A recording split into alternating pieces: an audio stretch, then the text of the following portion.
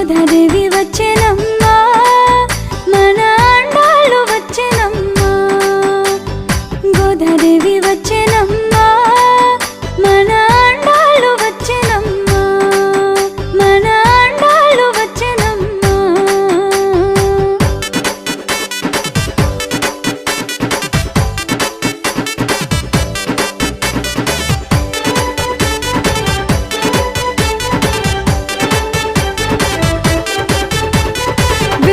పుత్తూరు నుంచి